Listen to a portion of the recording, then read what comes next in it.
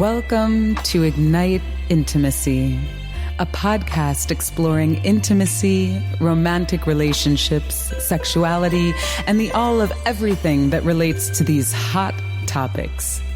We're going in. You ready? This is your host, Miss La. Let's do this.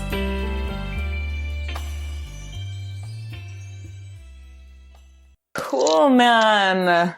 Jared Matthew Weiss in the house. Yay. JY, I like your Skype name. Yeah. So what's up, brother? I mean, I'm just a very lucky person who gets to talk to all the people about all the things. And, I'm just a lucky guy. What's going on with you? Why are we doing this? Yeah, well, that's a great question. I am a curious soul adventurer, and I am always curious to dive in with others and really explore what inspires them to do what they do in the world.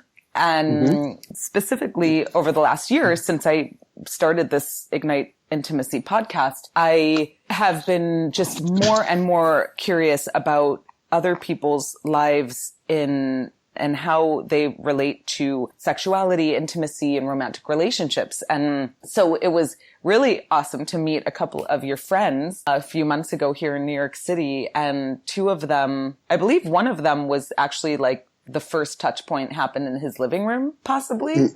Mm-hmm. And he was like, they both were like, you need to meet our friend Jared Matthew Weiss. He is doing this cool thing, and and he gets people together and all over the world, and they talk about sex and sexuality and intimacy and relationships and all sorts of things that I'm interested in, obviously, with this podcast and everything else. So it's really great that the stars have aligned, and here we are. And really awesome that I just happened to reach out to you last week, and you had a Touchpoint event last night in Manhattan. That's right. And thank God you were there. You had so many wonderful things to contribute. Awesome. Well, it's interesting because I am realizing more and more that by sharing, when you don't share, you're just in your head thinking, am I the only one that does this? Does anyone else do this? Is this weird? Am I not experiencing the fullness of what I could be experiencing? It's like there's so many things that I know I have thought about my own sexuality and my own ways of relating with those that I relate with in that more intimate, romantic way. And even with myself intimately and sexually. And the more that I'm in these groups where people are actually just sharing openly about what they've experienced, what they like, what they desire, I'm realizing that not only are there, first of all, we're not alone. There are so many people in the world that are most likely experiencing something similar or like something similar or have the same questions that we have. And it just levels the playing field. So being in your zone last night at Touchpoint at So Far Sounds, that was so cool, just to be up there with all those people and everyone being willing and able participants in the conversation and just hearing everyone's stories and how diverse they were and the questions and the curiosity and the fear and the timidness and just everything is pretty freaking fantastic. Yeah, it's definitely been a wild ride. The people who have attended Touchpoint has served as truly some of my greatest teachers in life. There's so much to learn around communication and empathy and creativity and self-esteem and dealing with trauma and, overcoming adversity, cultivating friendships, understanding intimacy. And there's just, sex talk reveals life talk. And I think that, when we're talking about sex, we're talking about so many things, and so many mile markers of where we're actually at in life are revealed and expressed. And so, it's interesting, the experience for me has actually been so profound just as a human, and modified the way I show up in the world in just everyday interactions with people. It's just not limited to what happens or what's expressed through, our sexuality. It's in everything. It's in every smile. It's in every moment where you can really, give your attention to another human being and show up for them in some sense, And so, yeah, I'm just really privileged that I've gotten the opportunity to be a part of this thing. Yeah. For sure. Well, I'm curious take us back to the days before Touchpoint, and what were the inklings in your soul that pulled you forward into this now 17-month experience that you've been creating with others? Sure. I think that life continually teaches me that I have a lot to learn and that I know nothing.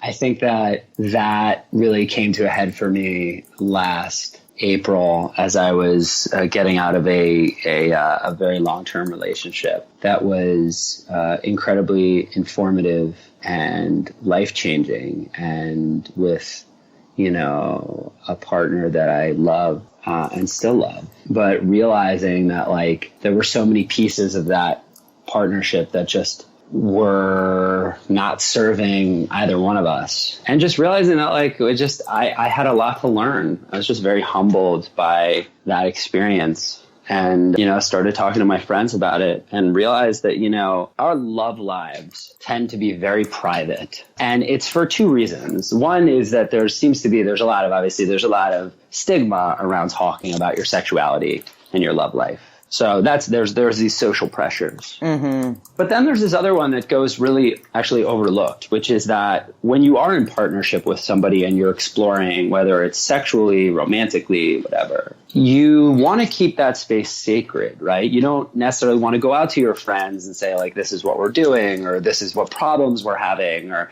you really want to honor your partner. And so much is learned and explored and felt and enjoyed and also suffered in this little silo, right? Where we don't really have the space to talk about it or to hear other people talking about it. And I think that, that was truly, my experience in almost all of the relationships I'd had. And so I really just one day last April got 10 friends together and said, okay, we're having a town hall about love and sex. And I was really inspired by the concept of a town hall, because everything that I could find in the area of intimacy was somewhere along the lines of a speaker or a panel. So it was always this one to many or a few to many sort of delivering the gospel or the rules or the let's all listen to this psychologist or life coach or healer or a reporter interviewing 3 people who wrote the books on the 10 things you need to do to whatever. And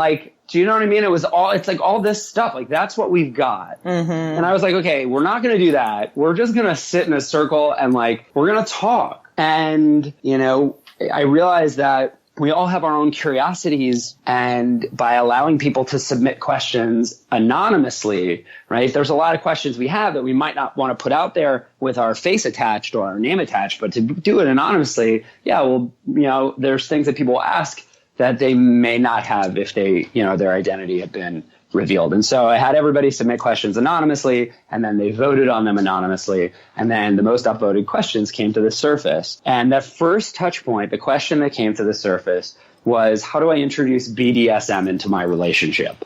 And I was sitting there and I had one question, which was, what is BDSM? And, I just had no idea. I didn't know.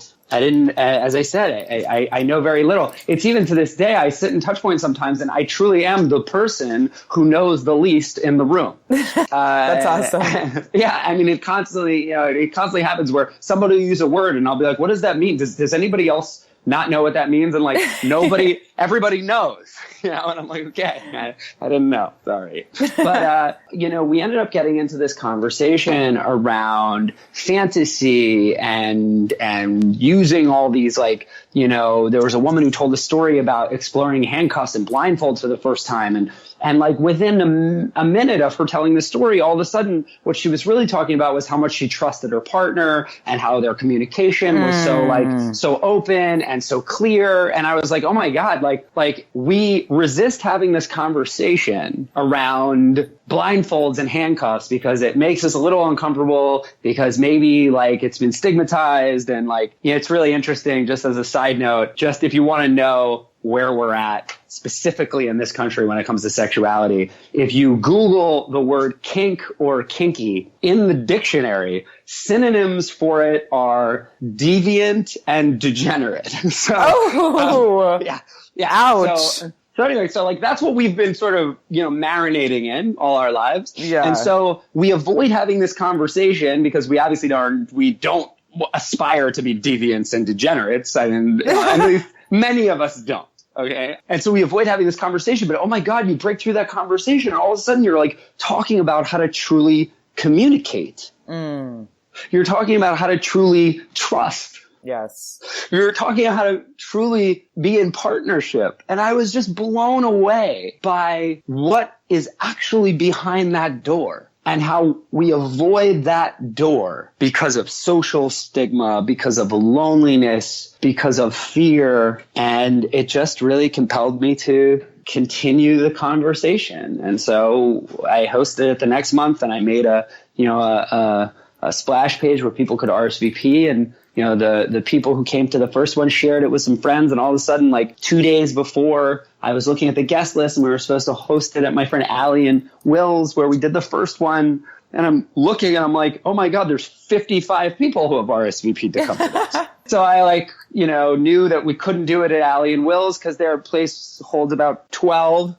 So I quickly had to find a friend who could host it, and that was it. And, you know, the numbers have just grown and grown. And now, you know, we sell 100 tickets a month, and, you know, it's been the most incredible journey. So here we are. That is awesome. I mean, clearly people are hungry for this. Yeah, absolutely. And something that just struck me last night and stood out was the comments around, what was the question for last night? So the question for last night the theme was about teasing. And the question was, what kind of foreplay will drive my partner wild in bed? And again, it's important to know these questions are submitted by attendees and then voted on by attendees. So that is a question that was both voted on, that was submitted and voted on by attendees. And that is what that specific group decided it wanted to talk about. Which is so cool. I just love that approach. So it's generated by the people who are actually going to be sitting there having the conversation. And so you're like already got crowd participation before the event even starts, which is really cool. So the thing that you had mentioned that really stuck with me is that building of trust, how someone had mentioned just how, you know, using your eyes to connect with your partner can really be a turn on, and can be that point of connection and just like becoming really intimate. And so we talked about so many things last night, and you had mentioned something about the building of trust and how that eye gaze, that having the ability to be seen and to see and to hold that space and be that space is so much about building trust. And because, I mean, how can you truly and fully open up with someone, especially in any way, but especially in a sexual way, an intimate way, without there being trust there? Absolutely. Yeah, that seems to be the most important piece of the whole puzzle. Mm-hmm. So I'm curious about this journey. How many Touchpoint sessions have you held so far? How many? Do you know? I mean, it's definitely, I've done about 25 at this point. Okay. Because we've done them once a month in New York, but then I've done them, I've done it in Miami a couple times, in San Francisco, in Mexico City. Recently I did it in Croatia. Nice. It's been quite a journey. Well, and do you find differences or commonalities as you're traveling around and holding these in different spots? So, yes and no. I think that, I get asked this question a lot, like, How are the people in San Francisco different than the people in New York? How are the people in Miami different than the people in, they came to this retreat in Mexico City? I think that it's really hard for me to characterize our region by the 75 people that showed up. Mm-hmm. You know what I mean? Totally. So it's really difficult for me to do that. I would say that it's interesting, when people talk to me about Western culture and that we're, more sexually repressed than other parts of the world that are really, really open to sexuality. And on my explorations, not only just actually geographically, touring the world, meeting people, having these conversations, but also just just obviously being in New York and being able to meet people from all over the world and having conversations with them, what I've realized is that actually I haven't found a lot of people, or should I say cultures, that are truly open to the full spectrum of sexuality. Meaning that there are some cultures that are like, oh my God, America is so repressed. They're so repressed. Where we come from, we're super open and nudity is great and we're very fully expressed with our sexuality. As long as that sexuality is heterosexual, it's very male dominated, and a woman's orgasm is completely catalyzed by a man. Mm-hmm. Then we're super open to that. That's great.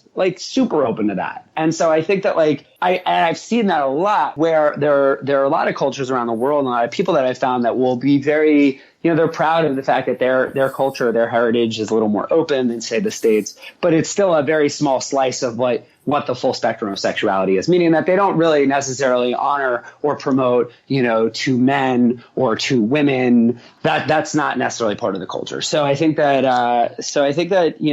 there are different places and different cultures that approach sexuality and intimacy differently, but there's a sense of censorship almost everywhere. Mm-hmm. in some sense.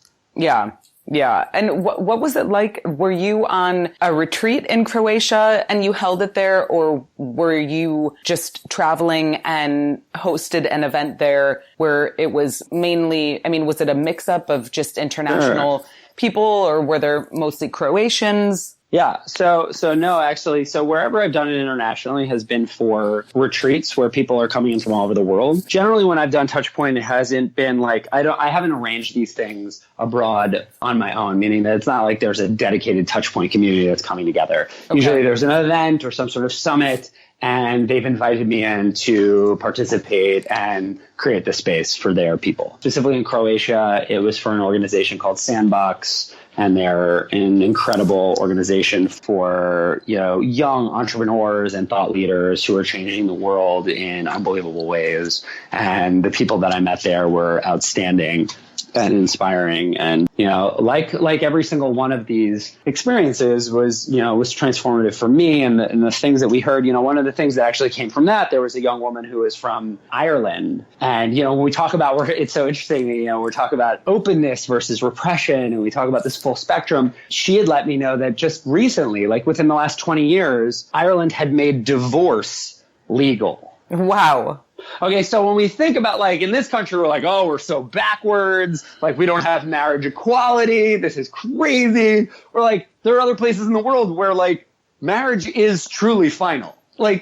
And I think that, it was also on that, and, it was also during that retreat that, I was talking to a young woman from Japan, and, she was telling me that young girls in Japan start getting full body waxes from the time they hit puberty because pubic hair is so shameful. Wow. Waxing 12, 13-year-old girls. And so it's these are the kinds of things that I think have emerged as I've traveled and I've spoken to people, and it's been definitely very insightful in the ways, different cultures, approach the human body, approach sexuality, approach intimacy, partnership, and equality.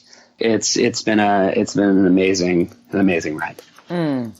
So what are some of the topics that really stand out to you?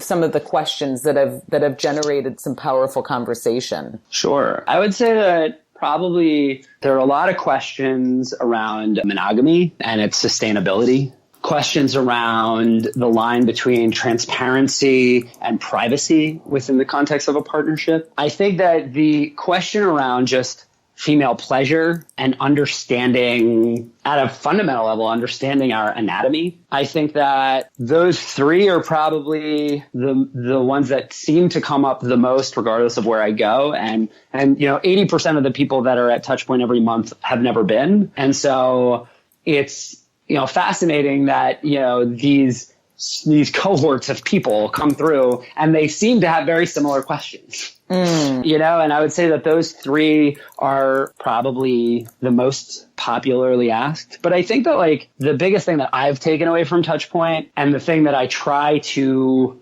share with everyone is actually learning how to talk about these things. Mm-hmm. You know what I mean? Because the things are all variables, whether we're talking about open relationships or we're talking about masturbation or we're talking about shame or we're talking about losing our virginity like we did last night or we're talking about foreplay or we're talking about regardless of what we're talking about, how to have that conversation in a way that makes people feel safe and seen, makes them feel, excited to participate is something that I think that I've learned how to do it in a group setting with strangers, but this practice has also taught me how to do it in a private setting with friends. It's taught me how to do it with partners. It's taught me how to do it with family members. I went home last weekend and had the first conversation I've ever had in my life with my father about sex. Wow.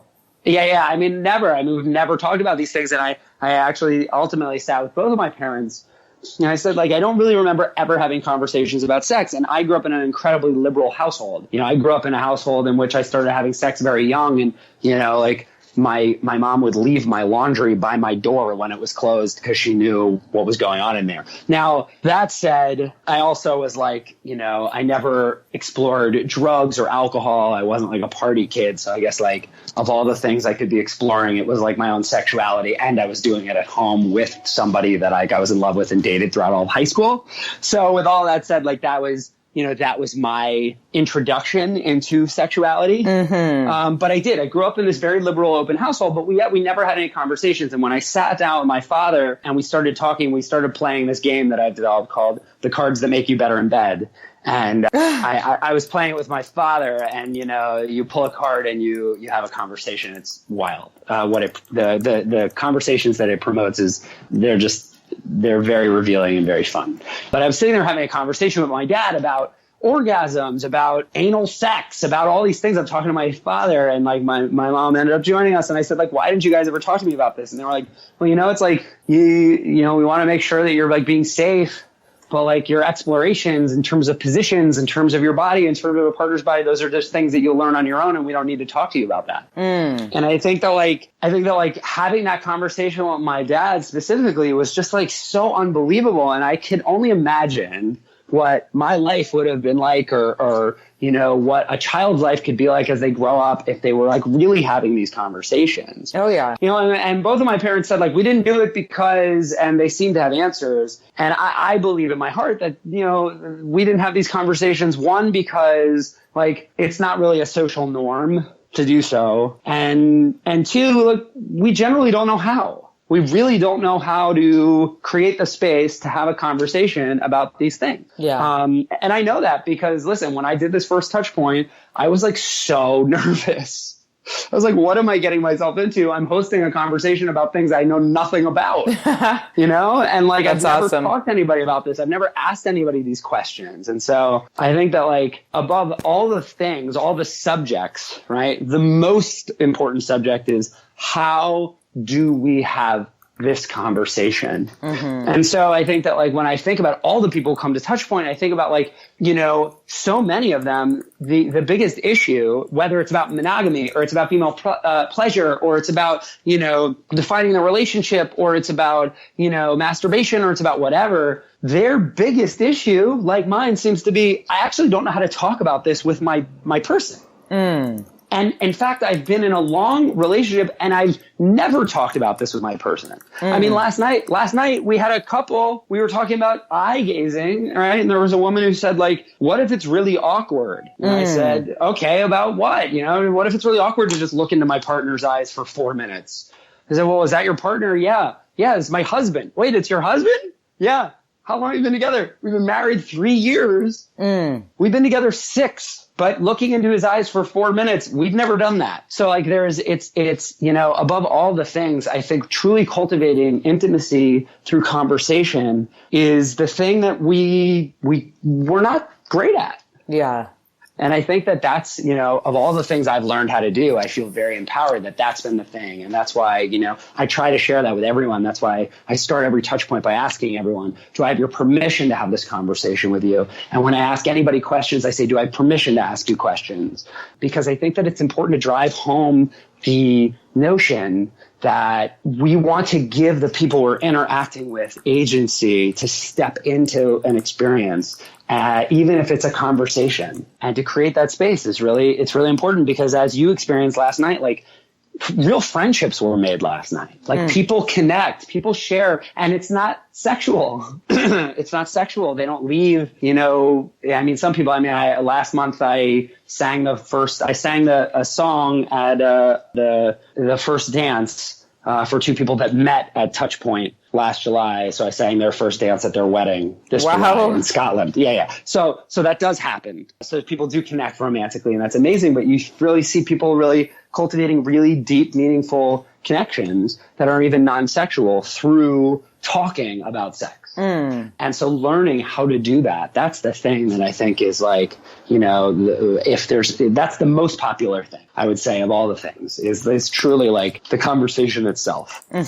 Yeah. That's it. The conversation is, that's the starting point, right? Like if we don't know how, or we're not, there's a block there and we're not having that conversation. We're just sitting on our hopes, desires, our needs, you know, even just something as simple, and I think probably fairly common, is like, could you go slower? Because actually, you know, or like it hurts when that, you know, when you do it that way, that, you know, that hurts me. I feel some sort of physical discomfort, and like even just baseline conversations are not taking place because folks feel shut down around that. So the fact that you are sharing this and creating a space where people can learn to have these conversations is so powerful. And I think about, you know, as I was in the space last night, I mean, we're talking about some pretty juicy stuff, right? So there was a thought around, I wonder if Jared's ever, you know, considered hosting more of a conversation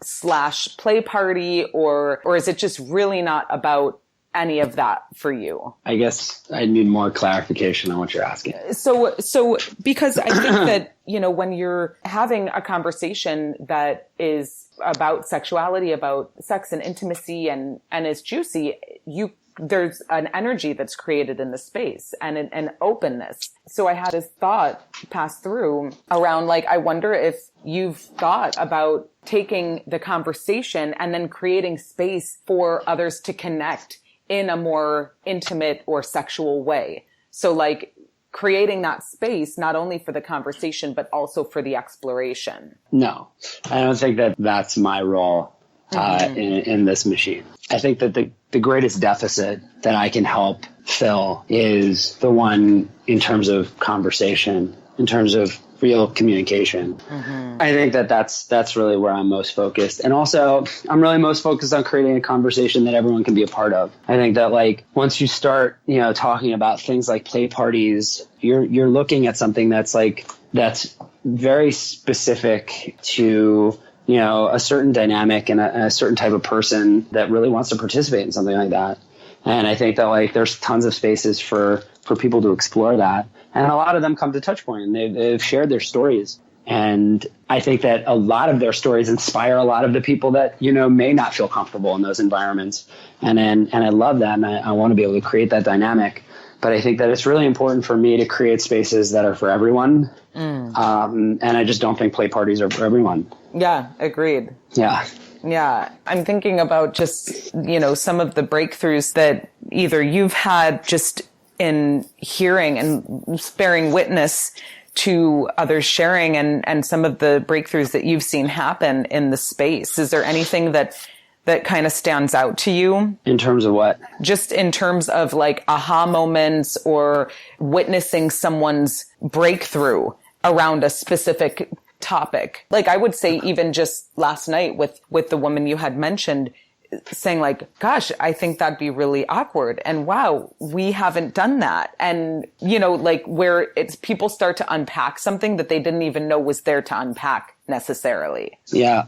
So this is like, you know, there's the known and the unknown, right? So like the known is like, I know people who have met and married at Touchpoint. I know people who have actually explored play parties after going to Touchpoint. I know people that have gotten out of relationships. I know people who have, you know, started dating, you know, after a partner passed away 5 years ago and they haven't been able to date, and they've come to Touchpoint and they've had these revelations and they've started, you know, seeking partnership and love again in their lives. I know people that have explored fantasies that they've articulated at Touchpoint but never really felt safe enough to explore or articulate to somebody else. I've heard so many stories and so many things, but I think that like the thing that has been probably the biggest change, you know, the biggest shift in many people's lives who've come to Touchpoint is they take the conversation with them into their lives. And so what I mean by that is like they feel now they have the permission to, you know, Touchpoint serves as that doorway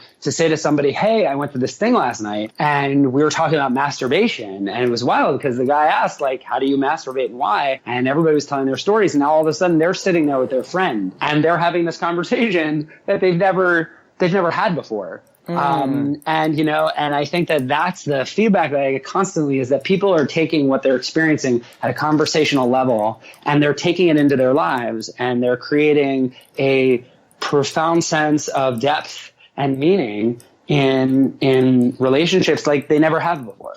So do I think that like people have like explored things sexually or romantically as a result of Touchpoint? Absolutely. And do I have, you know, anecdotal sort of data on that? Of course. But the biggest piece of feedback that I get constantly is people come to me and say, I'm talking about things now that I've never talked about before. I'm having conversations with people in a way that I've never had conversations before. And to me, that's it. I mean, you know, so many of our biggest problems on earth come from just an inability to talk to one another. And that's it. Yeah. Yeah, absolutely. I mean, it all starts with the conversation, and that's what it seems so powerful about the space that you're creating and that is created by these types of gatherings where it's like people who may or may not. You said like there are 3 different people who usually come into the room. The really kind of like observer that's like, okay, I'm just going to observe. I'm like totally not raising my hand. I'm not going to necessarily contribute to the conversation, but I just want to check this out. And then there's like the middle range that's like, okay, want to contribute, but a little bit scared or shy. And then there's like the person that's all in, you know, and wants to be a part of the conversation. And that a lot of us will be at one of those 3 at different times throughout the conversation. And so, you know, it's like, it's about leveling the playing field and giving people an opportunity to hear other stories and to realize like, oh, okay, I'm not the only one who like thinks that's weird, or I'm not the only one who had a funky, you know, experience losing my virginity or whatever the case may be, or I'm not the only one with an STD, right? Yeah, it's interesting. The first time we were talking about transparency and privacy last September, and it's, you know, this is just a funny story in terms of me learning how to moderate this conversation. So we were talking about privacy, and a woman raises her hand, and she says something, and maybe you heard last night that a woman started speaking last night, and everyone was like, "Can you speak up? Can you speak up?" And right, so that the first time that happened, so last September, we're having this conversation about privacy, transparency, and this woman starts speaking, and I can barely hear her, and I'm like, "Could you speak up? I can barely hear you." And she's like, "Yeah." She says, "I have herpes." And I'm like, oh my God, like, I can't believe I just asked this person to scream this at this whole room. Wow. And, you know, such a moment for me to learn how to like moderate these things. And she was great. She was amazing. But like, you know, so many people in the room, myself included, had just never been in a room where somebody just openly talked about having herpes. Yeah. Right? I mean, herpes is so stigmatized. I like to say like, the only two things you basically learn in sex ed is like, you should always use a condom and you definitely don't want herpes. Like that's it. Like that's sex ed in one sentence. We're good. But, I think that like, when she started sharing about having herpes and what it's like to tell partners and her strategy for telling partners that she has herpes and how that works for her, it was really like, it was incredible. And I think, I don't remember exactly how I got into this. I know you mentioned STDs, but I think that, that was just such a moment. That was such a moment for me when I was like, oh my God, like we created this space. And then I remember after she said that, this other woman who was sitting literally next to her raised her hand. She says, I have herpes too. I'm like, wow, like what is going on right now? This is amazing. Yeah. And it's just like creating the space and the safety for people to say that is profound, because like if you can create that space in a group dynamic, can you create that space like with a partner? How many people, 1 in 6 Americans in some demographic, I'm not necessarily known for my statistics, but it is a very specific demographic too. We could have, if we had a real expert around these things, they could share this with you, but because the numbers on a lot of these things are very skewed, meaning that like people will be like 1 in 6 Americans have herpes, but it's actually not true. It's like 1 in 6 Americans between the ages of like 24 and 42. And then the statistic is different for another age bracket, whatever. But they do. They have, let's just say there's a lot of people who have herpes. And at the end of the day, like, we haven't really created a lot of safety, for them to be able to share that with partners. Yeah. And so it's a whole thing, that's like a real conversation that, learning how to have that conversation is really, really profound. So Totally. I think that, you know what I mean? It's like, so I guess to bring it back to what you were saying around, what are the life shifts that people are having? I know that like, I've had a lot of people who have just said, I know how to talk about these things now. And that's life changing in and of itself. Absolutely. Absolutely. Well, and I mean, how courageous, right? Like, and then you really open the conversation.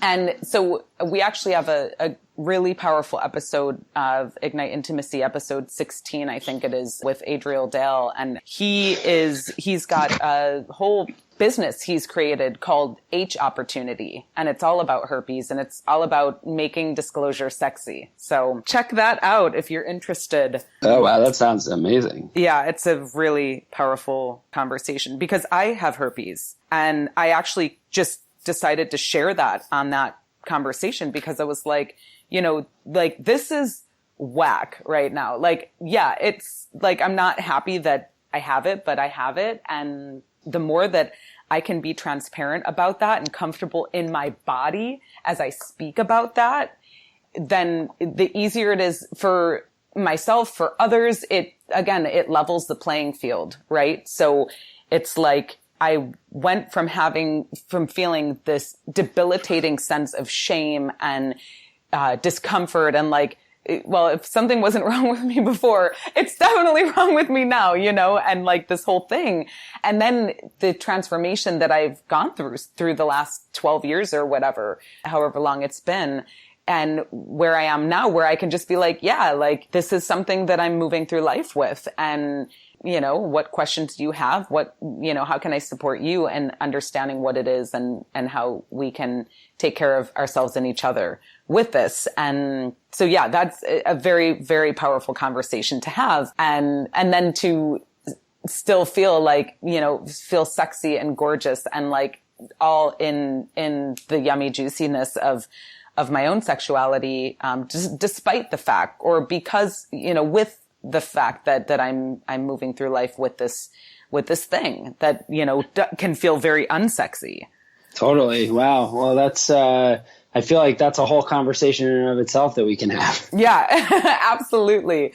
So Jared, I'm just really grateful that you are showing up in the world in the way that you are and creating the spaces that you're creating. It's profound. I mean, like, when you think about, I think you mentioned last night, like 2,000 people have now come into a Touchpoint circle. And you think about the impact of that now and over time. I mean, that's huge, man. It's amazing. Yeah, it's been quite a journey. And I'm always literally always shocked every month when I walk in and there's all these people there, and I'm just like, who are you? How did you find out about this? How did you get here? They're all different people. There are some faces that consistently come back. 80% of the people who have been to a Touchpoint have been to more than one, but 80% of the people in the room at any given Touchpoint are first timers. So it's really like, it's been just a surprising journey. People ask me all the time, how are you? And I just say, I'm totally shocked. My life is just shocking. I just don't understand. So it's been amazing. I'm so happy that you got to experience it and contribute. And I'm really grateful that you've invited me here to have this conversation with you. Yeah, absolutely. Well, and I'm just curious, you mentioned a card deck. Is that another thing that you're working on, or? I am. So I'm working on the cards that make you better in bed. There's a sign up page on our website, which is tchpnt.co. So it's like Touchpoint without any of the vowels, tchpnt.co. There's a page up there for the game where you can put your email address in, and we'll let you know when it's ready. But it's a deck of cards that makes it really easy and fun to have like conversation about sexuality, and been working on it for the last 8 months. There have been a few hundred people that have been able to explore and play and practice with it. Yeah, I'm very, very excited about that. So awesome. It should be, So if anybody wants to drop their email address in, we'll let you know when it's going to be available. Great. Okay, cool. So TCHP as in point, NT.co. Correct. And we'll have that in the show notes as well. So definitely check out Jared's website. You can sign up there for the updates on the card deck and upcoming Touchpoint meetings and gatherings. And Jared, thank you again for being here with us today at Ignite Intimacy. I'm very excited to share this work with our community and have some more folks, come in and join in on the conversation. Amazing. Yeah. And I hope to see you there again soon. Yeah. Sounds great. And Ignite Intimacy community, thank you so much. It's been another dynamic conversation, and stay blessed and stay tuned for the next one. Ciao for now. Give thanks for tuning in to another conversation on the Ignite Intimacy podcast hotline. We love that you choose to spend your time with us. Check us out online at igniteintimacy.com and subscribe to us on iTunes. Also, tell your friends all about it. This beautiful music was arranged by Jason Pfaff and Mike Corey, and this podcast is produced by yours truly, Miss La. Give thanks again, and we'll see you on the next one. In the meantime, let your light shine bright and ignite your intimacy.